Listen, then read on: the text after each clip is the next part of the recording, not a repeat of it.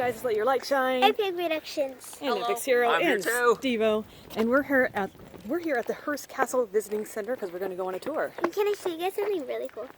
Sure. Okay, so there's like these yeah, little keychains, and my mom and dad got a shirt. But there's like these little keychains, and watch what they do. They spin. Cool. And so it's like a fidget spinner, but like a mini fidget spinner. It's not a fidget spinner, says Lauren. It's not. And Lauren got one too. Yeah, she got one too.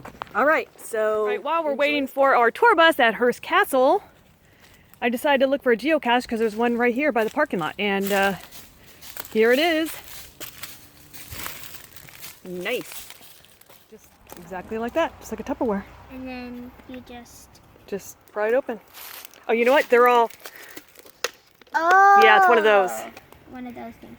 Awesome. There's like a... And a little whoopee cushion. 50% Cool things in here. Awesome. I need to log my find. So While we are waiting for our tour, they have some relics to look at.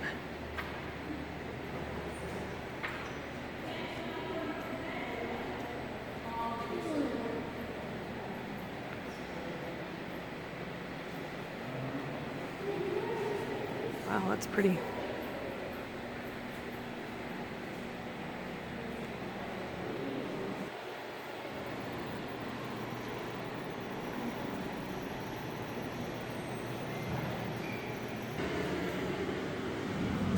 There goes a bus. And they're going all the way to this up here.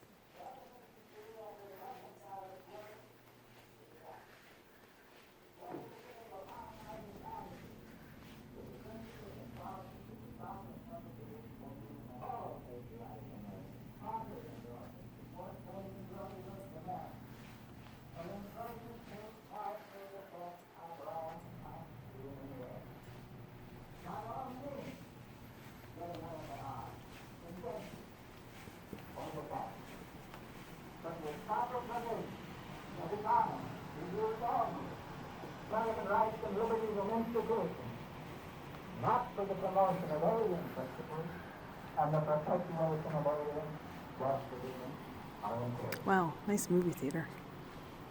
Oh yeah. Can't wait to see that one in person. Apparently the Neptune pool is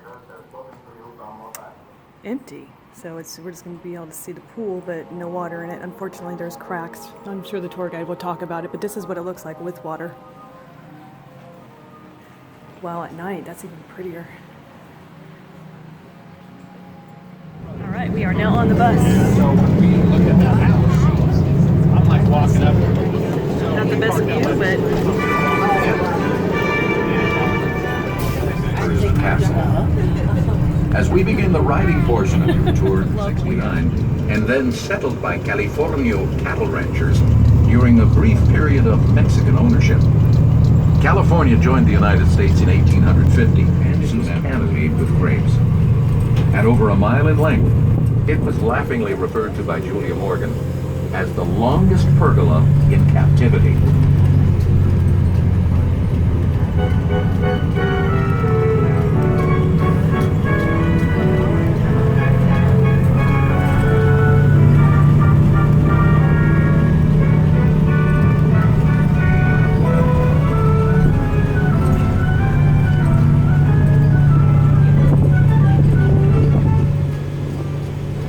As we near the hilltop, your walking tour is about to begin. Just got off this bus. We're now starting our tour.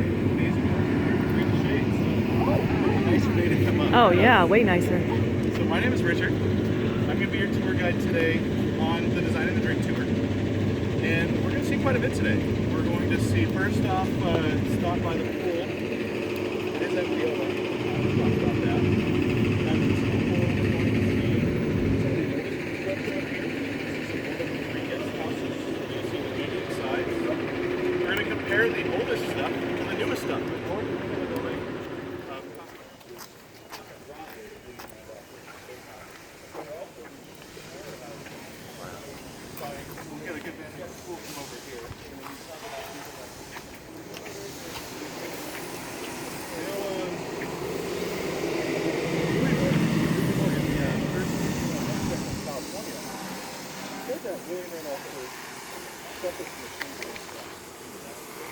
And he went pretty well. He would change his mind almost at the drop of a hat.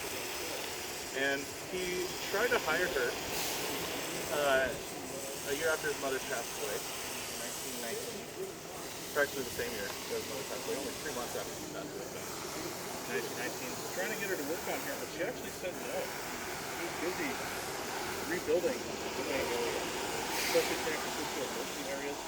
After 1906 earthquake kind of leveled that town, he didn't have time to build a vacation spot from the stairs in such a remote location.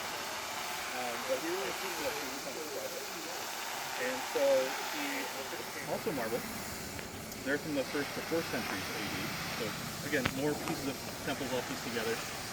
Some of it's cast concrete from famous Roman temples, and Neptune himself, presiding over the Neptune pool, that's how it got its name. He's a 17th century, 400-year-old Italian sculpture. Yeah, so really is, he's getting the idea from Rome itself. And it's kind of a Greco-Roman pool, so it's got pieces of Rome and some Roman architecture, but we'll also have a Greek sea type. You see on the picture here, you'll see the bottom of the pool has that marble, and then it's lined with serpentine, the darker stone. It's going to zigzag around. That's meant to symbolize uniformity and infinity. So he's mixing Greek and Roman architecture right out here. That's he really wanted to start off the estate here as a Mediterranean village, especially one in Spain. And sometimes if you're in Spain, the center of town is a church or cathedral. Surrounding that are homes of the village, and then on the outskirts of town you might have some ancient Roman ruins. So that's kind of what Julia Morgan is taking from him. Hey, you want a Mediterranean village? So let's put that. Capture more of this from this angle.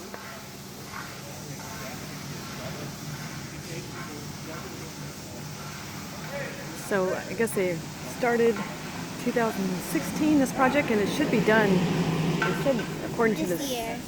Yeah, this year or within a year. So hopefully soon. So they said 2016. See right here. It says Yeah.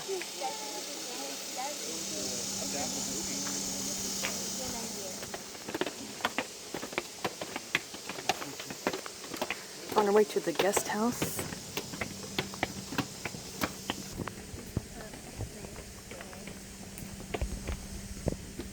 More stairs.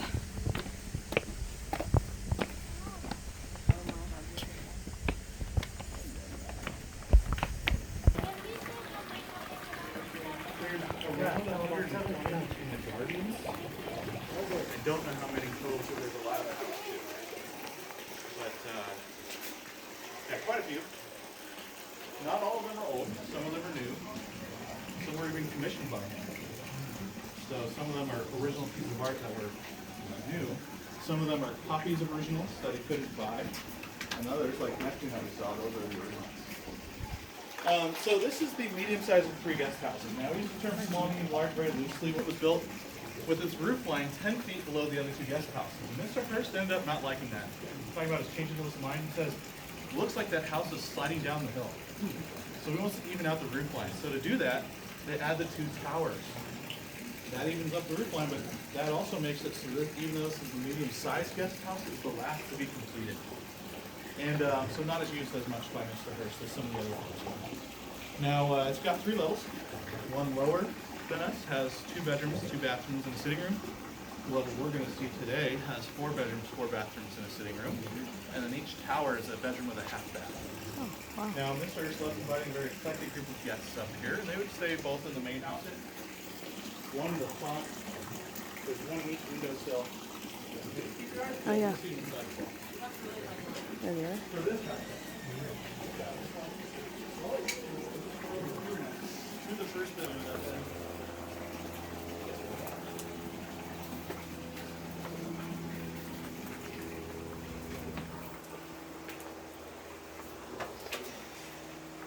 All right, thank you, Daniel.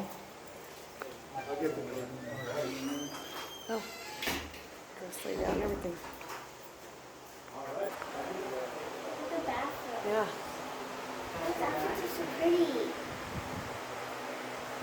Oh, and here's a shower over here. Here's a subway tile. Oh, this is Another one. This must be the boys' bathroom. Okay. Okay, it has a main suite. Oh, okay.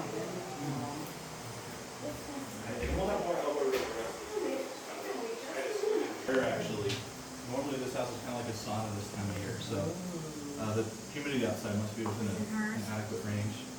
So Mr. Hearst, again, started off with a very Spanish idea. Tile floor, tile roof outside, so tile is very common to see in southern Spain. You'll see a deep courtyard with a fountain in the front of the house. We just came through the back door, so that's the front. And then if you look at the ceiling, the window frames, the doors, you'll see lots of interweaving patterns, some deep pointed stars. That makes it very Moorish. So the Moors from Africa conquered southern Spain for a few hundred years. So southern Spain especially will have a mix of Spanish and Islamic art and architecture, and which is called Moorish. And so you'll see that in this house particularly. Now, he really made a change though kind of early on. So this house is very Moorish. The other two guest houses, a little bit more Italian in their style. The gardens, which started off very sprawly, the walkways were narrow, the terraces were small. Well, he liked the terraces, he liked the walkways, so he widened those, made the gardens a little more formal. That's more of an Italian style as well. So really made that quick turn towards making things Italian after starting off Spanish, but this house they left that original Spain. They owned almost all of Europe, and they also were the ones who financed the expeditions of Columbus to the New World. They owned Mexico. The Philippines are named after the person, Philip, who commissioned that sailing trip. So, and actually all of that was done not through war, it was through intermarriages. So, very smart family. Yeah. When did she die? You know, I can't remember the year. She was, I believe, about 10 or 11 years old.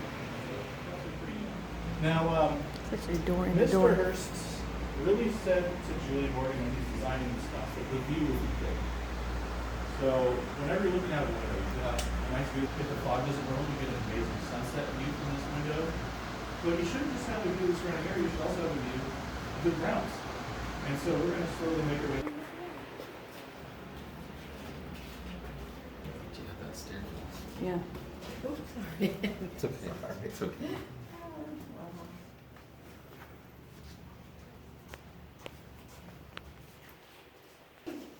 That's terracotta that was glazed by tin.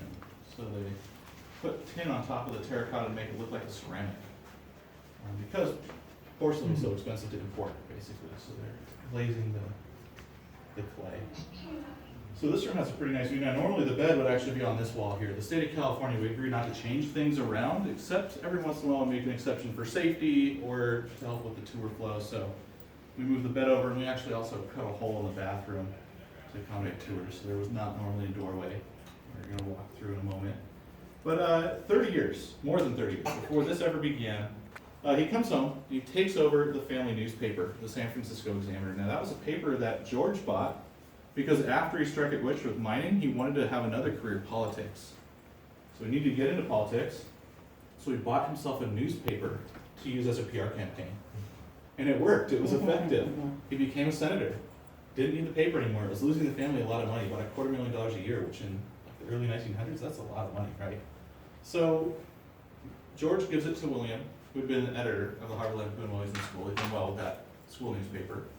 Mr. Hearst took it, made it profitable, set his sights on one paper in particular, or one town, I should say, excuse me, in particular, New York. That's the heartbeat of the United States in the early 1900s. He goes over and starts engaging in a brutal journalism war with a man named Joseph Pulitzer, who had already established the media control in that town.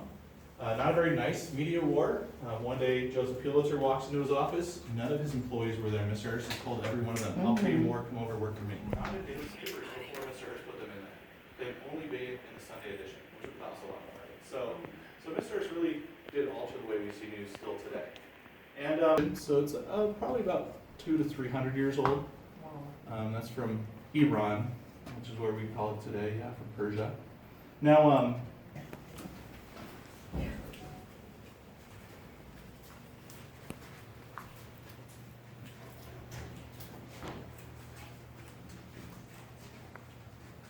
Right, we're walking onward to the next destination.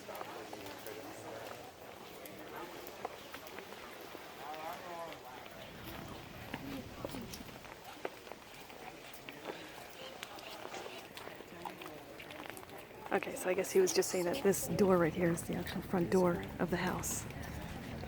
Me too. I'm glad I got Looks like a chapel to me. Wow. Let's hope we make it happen. Sorry. So please use the handrail. Can't do this. See, right, left, right, left.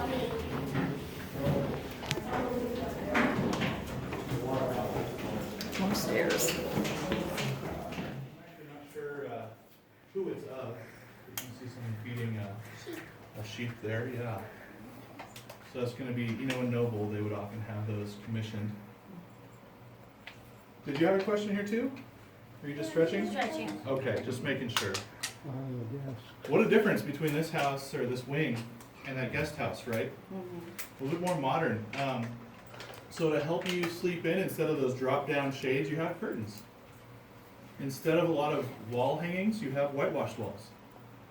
To help you warm up, there's no fireplace in here. But on the back wall there, just behind that young gentleman, there's a thermostat. Underneath the curtains, you'll see vents, central heating, steam heat in the main, or the north wing here. So much more modern than what we were just seeing, but still very Spanish. So a lot of homes in Spain, for example, have whitewashed walls. Really helps brighten up the house without adding more electric lights. Just wanted to see the sheep he was talking about. So this was like a room that they rested. And if they wanted guests, this is like his guest rooms. They would go in here.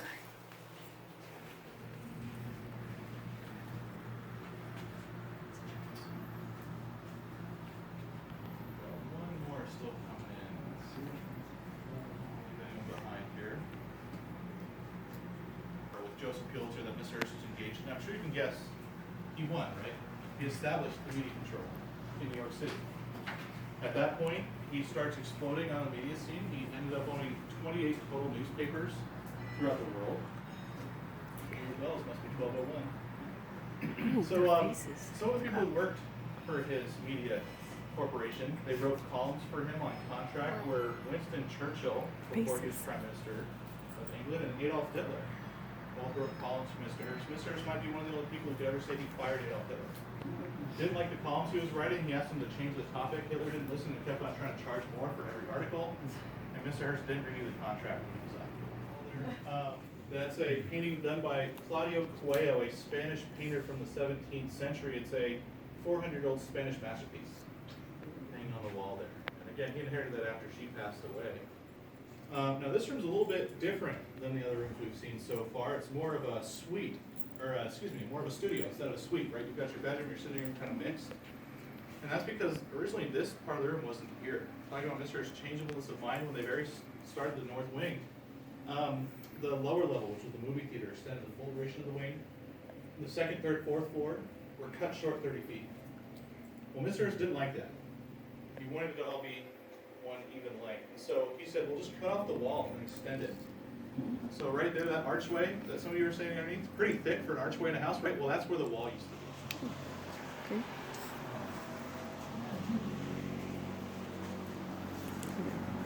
Like how they lay a little outfit on the bed.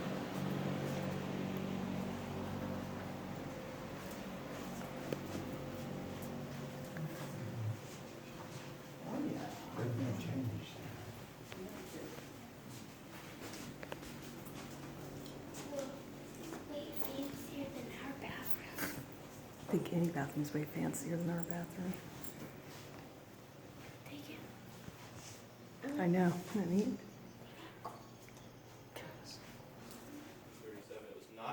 voluntary retirement. The next one we're going to go see, well, the third over billiards, because it's the third room above the billiards room on the lower level of the home, is the last one that we know of that she had a direct influence on. All right, we're going up more stairs. Separate the humidity when you circulate the air. Oh yeah, make sure to stay on that tour mat for me. Thank you. So Julie Morgan retires after 1937, and that was because she had an inner ear operation that was botched. It destroyed her equilibrium. So as an architect who's famous for getting directly involved in the building process, she would wear pants underneath her dress so that she can go up on ladders. She'd go out on catwalks. Well, if you don't have balance anymore, you're not going on a catwalk, right? And the other issue is, we're not sure what it was, but she started suffering from some type of dementia, so she started becoming forgetful.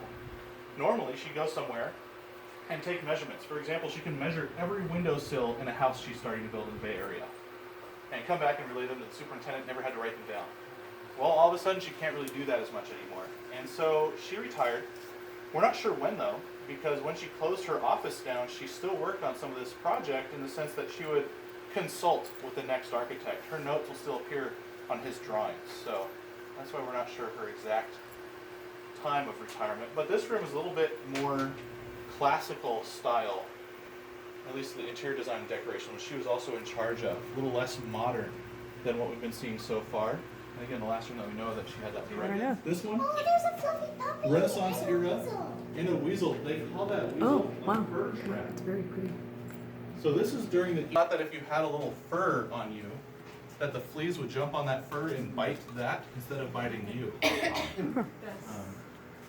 Completely ridiculous, Yeah. right? But that's what they thought back then. Yeah. So that's a fur trap. Yeah. Kind of sad. Yeah. They're like these two. Oh yeah, look at the knobs on faces on that. Nice. Wow. Oh, and the feet. More Remember feet. she was pointing that out before. More feet. Okay, we're on to the next room.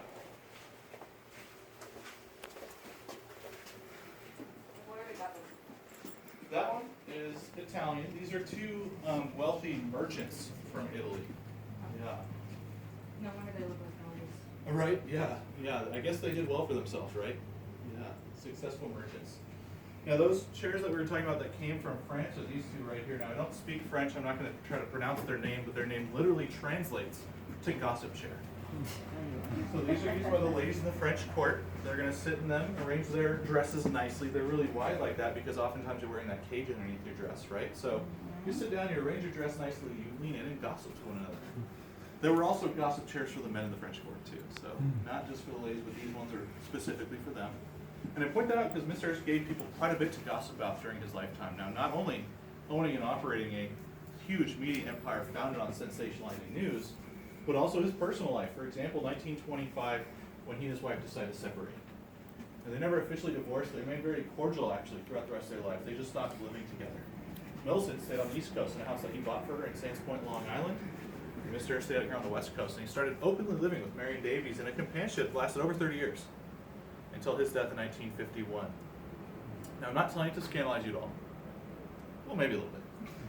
Now, the reason I'm telling you this is because normally when you're a guest here, Marion Davies was your hostess, not Mrs. Hearst. Yeah, rarely did she come out here. And so when you're here, Marion Davies is your hostess. And Mr. Hearst, you know, he's staying here as a weekend home. Keep in mind, it's never really his mailing address, but he's staying here on the third floor of the main building from 1928 until 1940. But as World War II is breaking out, he's actually worried about an invasion of California. There was a tanker called the Montebello, 8 miles off the coast of Cambria, that was sunk by a submarine. So that made him worried. He moved to his house called Wing Tune in Northern California, stayed there during the war years, and in 1944 he's coming back, and instead of going back to the third floor of the main building, kind of parallel to where we are right now, it was rumored he was going to go to the fourth floor of this new wing, and I'll tell you who told us he was going to stay up there. I'm going to get up the steeper flight of stairs. So watch your step as you come up. You're earning your dessert. So they're in New York and London. They're seeing you come out and sell everything. I guess, yeah. So large estates like this throughout the world, this isn't his castle. He never called it that. He called it his ranch. That's probably because he owned a castle. He owned a castle in Cardiff, Wales. There's an 800-year-old English castle out in Wales called St. Donald's. So that was his castle. This is his ranch. It's a small ranch, though. The big ranch was in Chihuahua, Mexico, where he had 1 million acres. Oh my. If you do the math, that's about the size of the state of Rhode Island that he had down there as a cattle ranch. This is his small one. If you look this direction, which is north, fading off past the furthest ridgeline, you'll see 2 peaks. The one on the right, higher up, one on the left. It's kind of that shadowy looking peak because it's so far away. Everyone see that? That's Mount Yambrosera. That's in southern Monterey County. It's 35 miles away. That's his property line for the small ranch. Yeah. So everything from here to that shadowy looking peak way out in the distance. Wow. Now the person who told us that Mr. Hearst was going to stay on this level after World War II was over was a man named Norman Ratanzi. He was the head gardener here on the hilltop. Now it's a little strange to us in state parks that Norm told us Mr. Hearst was going to stay up here, and no one else did. We interviewed hundreds of people when we took over. Anyone who had any type of relationship with this house, staff members, guests, family, friends. You had an experience here, tell us about it, right? And only one person told us that Mr. was going to stay here, and it was the gardener. Why wouldn't his sons know? Why wouldn't the head of the household, his father, know? So it's a little suspicious. I tend to believe Norm though. I think that there's some subtle hints that allude to the fact that this floor, this top floor, was designed with Mr. Hearst in mind. One of those hints, this room here has a little extra room. Behind this door here, there's a bedroom with a bathroom. No sitting room, anything like that. Well, Mary Davies, when she comes back from the war with Mr. Hearst, is in poor health. She was having some alcohol-related health issues. Definitely a pretty heavy drinker. Later on, actually ended up getting cancer in her jaw as well. She had a nurse living with her. So this little extra room right here, bedroom, bathroom, that might be for the live-in carer that's living with Mary Davies, trying to take care of her when she's staying here. There's also another, maybe more cheery clue. It's this ceiling right above us, which is a 16th century Spanish ceiling, so 500 years old. It's a very special ceiling, very rare. If you speak Spanish, by the way, I'm going to butcher some right now, so I apologize, but it's known as media naranja, which if you literally translates means half orange. Well, if you look up, it might look like the inside of half of an orange. There's also a colloquialism, though, in Spain. If you say someone is half orange, that means they're kind of like your better half, or your other half. So that might allude to the fact that this room is designed with Mary Davies in mind. Now, even though this is the very top floor of the new wing, the very newest construction that was done here on the hilltop, it's still subject to Mr. Hearst's changing this of mind. You're going to see evidence of that as we walk through what used to be a hallway. It's now the longest bathroom I've ever seen in my life. Tell me if you've seen a longer one. There's no flash. Oh, looks like pretty. All right, here's the longest bathroom. Look at all the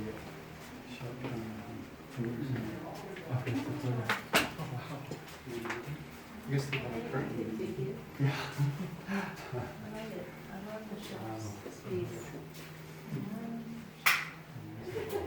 We're both in the same time together. Go in this sitting room here. Yeah, it is a long bathroom.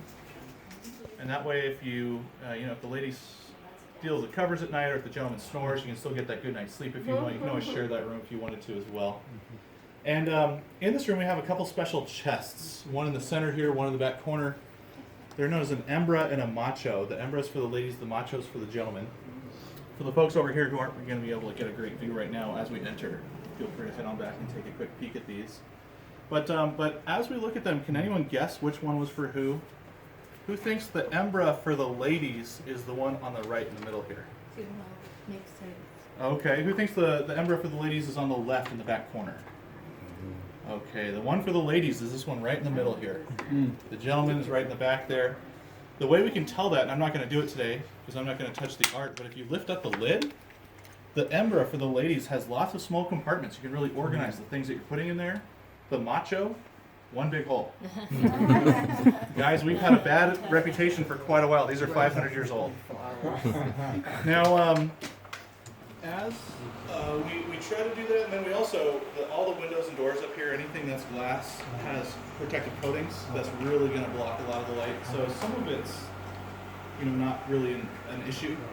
But yeah, we have a whole cure evidence of things being damaged they might take it and put it somewhere else. You know, Mr. Hearst moved things around a lot, so maybe it won't be historic to 1940, but it's historic to 1930 in a safer place. Or if it's really getting damaged, we'll put it in our vault in our basement and put up a replica, but there's only a Beginning of the tour, before we walked into this building, he did say that this building is up to even higher than today's standards for retrofitting for earthquakes. And they had a pretty good sized 6.5 earthquake. About 10, was it 2003, I think he said? And there was no damage to any of these buildings, just to the swimming pool. What it looks like. What's that? You're hiking, horseback riding, swimming, Here's a picture of playing it. tennis. You're going to be active throughout your day. And Yeah, I believe that's the front right there. They actually had a waiting list even sometimes. I think that was long ago. Yeah. It's old in the picture. Okay, we're moving on to the tennis courts and I believe the indoor swimming pool. So here you go, tennis courts. Inviting Wimbledon champs to play on the courts or teach the guests. He'd also love to play you in tennis. Now, this is a media moment you can build up or destroy your reputation through his media empire. So you get a lot of wins when you're playing. This is a moral decision, right? This is not just a game of tennis. Well, he doesn't want you to let him win. If you do beat him, the reward you can bring out a big silver tray. He'll say, well done, pick your prize. But to maybe help alleviate that moral dilemma you're in, he would usually pick the Wimbledon star to be his tennis partner. So you're going to have to beat, the Williams sisters today, but if you do, you get rewarded. It could happen. There's glass tiles here. It's actually, the indoor pool is right under this, and so that's like a skylight.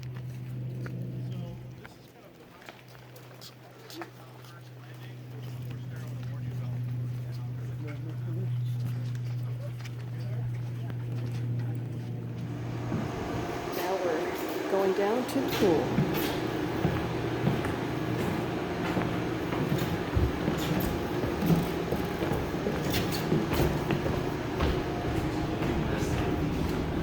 Oh, yeah, we changed the route around every once in a while. You lead the way into the dressing room here. Oh. So I'd argue very modern dressing rooms for being almost 100 years old. Guests, again, have their own shower, their own mirror, changing area, showering area. This is where you're going to come change out of your tennis whites into your one-piece wool swimsuit, whether you're a lady or a gentleman. Think about that for a minute. Wool. Not the most comfortable thing in the world to wear, a little scratchy. It's heavy when it gets wet, it's going to weigh you down, especially when that came down to your knee. It's also going to be saggy when you get out because it's heavy, so it's not the most flattering thing in the world to wear. And of course, wet wool always smells fantastic, right? So that's what you're going to wear here, unless you're a risque young gentleman. You might have a detachable top for your swimsuit. Watch out when you wore that.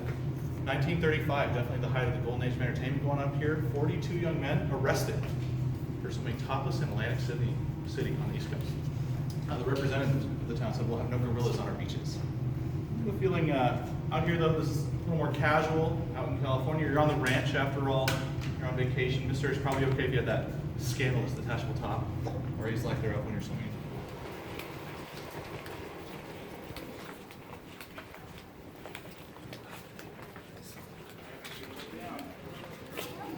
Tiles? What are these though? What's that? Ooh. What color is it?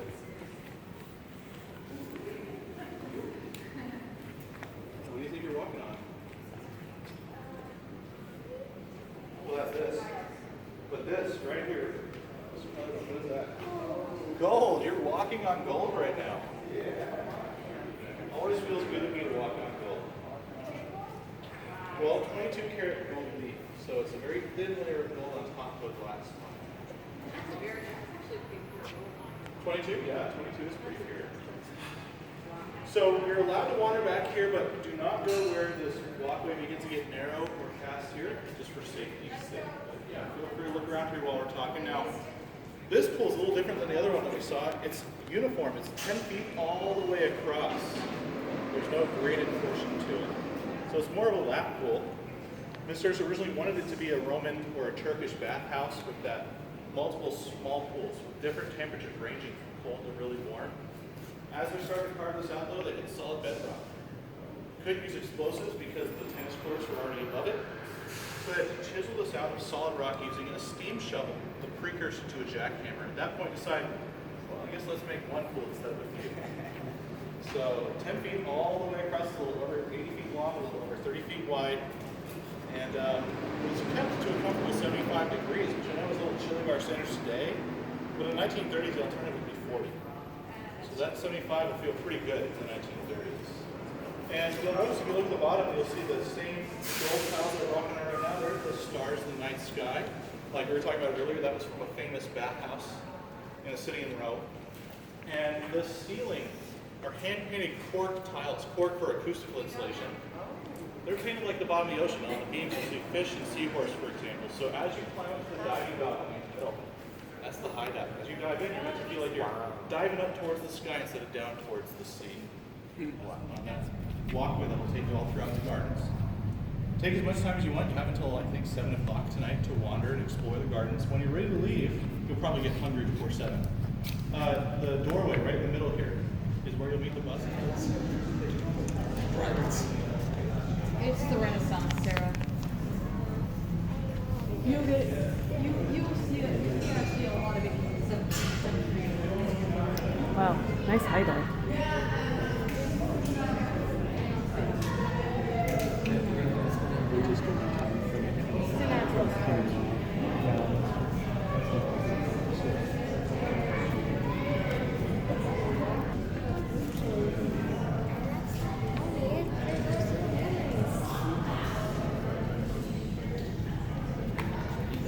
So I'm assuming over there, where it's all lit up, that must be where the highlight Yeah, the skyline. skylights from the tennis. Okay.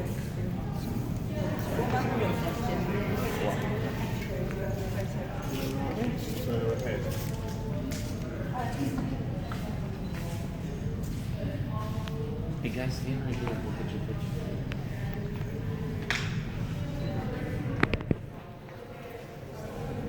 Hey guys, I hope you enjoyed our vlog. Our vlog.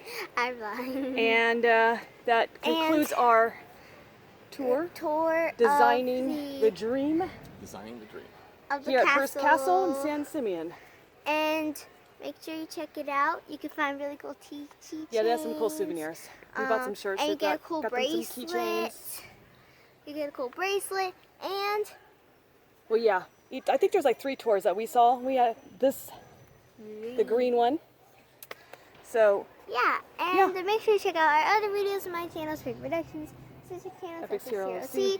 And You guys Steve-O can doesn't find have really one. good videos. They're really funny and stuff. Yeah, so make sure you subscribe to all and our don't 3 forget to channels. like, share, and subscribe. I'll And see come you visit the guys Hearst Castle. on the 1930s, when Mr. Hearst began to experience financial difficulties, many of his zoo animals were donated to California zoos, including in San Diego and San Francisco. The descendants of his zoo which cause the most excitement today are the zebras, which you may see as you travel south on the east side of Highway 1, mingling with the Hearst cattle. They often graze near the San Simeon campground on the east side and experience what it must have been like to be a guest of Mr. Hearst on a moonlit evening. You'll be surrounded by other guests in 1930s attire enjoying the rooms. There are many ways to feel the romance and magic of this incomparable estate.